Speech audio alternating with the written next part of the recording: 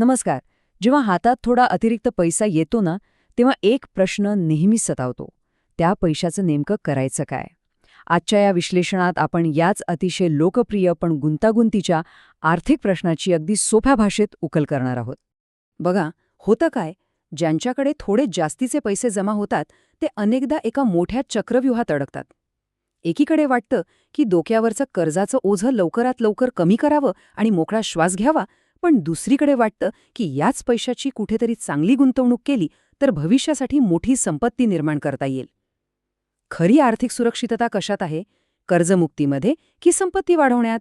हाच तो सर्वात मोठा प्रश्न आहे. चला तर मग आधी पहिल्या मार्गाकडे वळूया.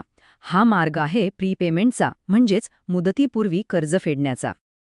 आता सोप्या भाषेत सांगायचं तर होम लोन प्रीपेमेंट म्हणजे काय? तर कर्जाची मुदत संपण्यापूर्वीच मूळ रकमेचा काही भाग किंवा शक्य असेल तर संपूर्ण रक्कम बँकेला भरून टाकणे. कर्जाचा डोंगर पार शून्यावर आणण्याचा हा सर्वात थेट मार्ग आहे. तुम्ही जमा केलेली ही जास्तीची रक्कम थेट तुमच्या मूळ मुद्दलातून वजा होते आणि याचा सर्वात मोठा फायदा म्हणजे भविष्यात द्यावं लागणारं प्रचंड व्याज आपोआप वाचतं. या प्रीपेमेंटची एक गोष्ट मला खूप आवडते, ती म्हणजे यातून मिळणारी मानसिक शांतता. याचे 3 मुख्य फायदे आहेत. पहिला आणि सर्वात महत्त्वाचा म्हणजे इथे वाचलेलं व्याज ही एक प्रकारची 100% हमी असलेली आणि अगदी जोखीममुक्त कमाईच असते. दुसरं म्हणजे यामुळे दर महिन्याला असणारा पैशांचं टेन्शन पद्धतशीरपणे कमी होतं. आणि तिसरं म्हणजे आपल्या हक्काच्या घराची पूर्ण मालकी आपल्याला वेळेआधीच मिळते. थोडक्यात सांगायचं तर या पहिल्या मार्गाचं अंतिम उद्दिष्ट अगदी स्वच्छ आणि स्पष्ट आहे.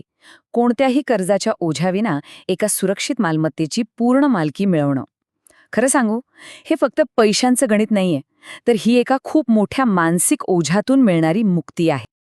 बरं, आता जाऊया आपल्या दुसऱ्या मार्गाकडे, जो पूर्णपणे गुंतवणुकीतून संपत्ती वाढवण्यावर लक्ष केंद्रित करतो. हा मार्ग आहे म्युच्युअल फंडांचा. म्युच्युअल फंड म्हणजे नेमकं काय? तर हा असा एक आर्थिक पर्याय आहे जिथे अनेक गुंतवणूकदारांचा पैसा एकत्र केला जातो आणि मग व्यावसायिक तज्ज्ञ हा पैसा विविध शेअर्स आणि बॉन्ड्समध्ये अतिशय हुशारीने गुंतवतात. यामुळे होतं काय की शेअर बाजारातील गुंतागुंत हाताळण्याचं आपलं काम खूपच सोपं होऊन जातं. आता इथे ना संपूर्ण फोकस हा वेळेसोबत होणाऱ्या पैशांच्या वाढीवर असतो. याचा सर्वात मोठा फायदा कोणता असेल तर तो म्हणजे पॉवर ऑफ कंपाऊंडिंग, म्हणजेच चक्रवाढ व्याज. दीर्घकाळात या चक्रवाढीमुळे रक्कम अक्षरशः आश्चर्यकारक गतीने वाढू शकते. शिवाय यामुळे आपल्याला बाजाराच्या वाढत्या प्रवाहात सामील होता येतं आणि आपला पैसा एकाच जागी न राहता विविध ठिकाणी गुंतवला गेल्याने जोखीमही छान विभागली जाते. म्हणजेच या दुसऱ्या मार्गाचं मुख्य उद्दिष्ट फक्त एकाच मालमत्तेत सर्व पैसा न अडकवता वेगवेगळ्या प्रकारच्या मालमत्तांमध्ये गुंतवणूक करून एक मोठी आणि वैविध्यपूर्ण संपत्ती निर्माण करणं हे आहे. आता खरी मजा येणार आहे, कारण आता आपण या दोन्ही मार्गांची समोरासमोर तुलना करणार आहोत. खऱ्या संघर्षाकडे वळूया. एका बाजूला आहे आपलं होम लोन प्रीपेमेंट, जे 0 बाजार जोखमीसह निश्चित बचतीची हमी देतं. तर दुसऱ्या बाजूला आहेत म्युच्युअल फंड्स, जे बाजारावर अवलंबून असलेली थोडी अस्थिर पण खूप मोठी वाढ देऊ शकतात. थोडक्यात सांगायचं तर हा हमीयुक्त व्याज बचत विरुद्ध जोखीम परतावा यातील सर्वात मोठा सामना आहे.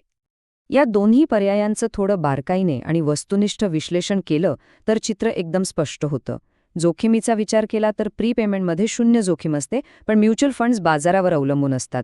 पैशांच्या तरलतेचा म्हणजे लिक्विडिटीचा विचार केला तर प्रीपेमेंटमध्ये आपला पैसा घरात अडकून राहतो, तर फंड्स मात्र कधीही सहज विकून पैशात रूपांतरित करता येतात. आणि परताव्याच्या बाबतीत बोलायचं झालं तर वाचलेलं व्याज हा तुमचा निश्चित परतावा असतो, पण फंडात मात्र उच्च चक्रवाढ वाढीची मोठी क्षमता दडलेली असते. मग आता निर्णय घ्यायचा कसा? यासाठी एक अतिशय तार्किक आणि सोपी चौकट वापरणं नेहमीच फायदेशीर ठरतं. पहिली पायरी म्हणजे तुमच्या गृहकर्जाचा सध्याचा व्याजदर नेमका किती आहे ते तपासा. दुसरी पायरी बाजारातील चढउतार सहन करण्याची तुमची स्वतःची मानसिक तयारी आणि क्षमता किती आहे हे ओळखा. आणि तिसरी पायरी बाजारातून मिळणारा संभाव्य परतावा आणि कर्ज फेडल्याने वाचणारं हमीयुक्त व्याज या दोघांची गणितीय तुलना करा. या साध्या प्रक्रियेतून तुम्हाला या प्रश्नाचं उत्तर नक्की सापडेल. चला तर मग आता वळूया या विश्लेषणाच्या अंतिम निष्कर्षाकडे. सरतेशेवटी कर्ज फेडायचं की गुंतवणूक करायची ही निवड म्हणजे केवळ आकड्यांचा खेळ नाहीये, तर हा मानसिक समाधान आणि गणितीय दृष्टिकोनातून मिळणारा जास्तीत जास्त फायदा या दोघांमधला एक सुरेख समतोल आहे. प्रत्येकाची आर्थिक परिस्थिती आणि विचार करण्याची पद्धत पूर्णपणे वेगळी असते. त्यामुळे सगळ्यांसाठी लागू पडेल असं एकच एक अचूक उत्तर असूच शकत नाही.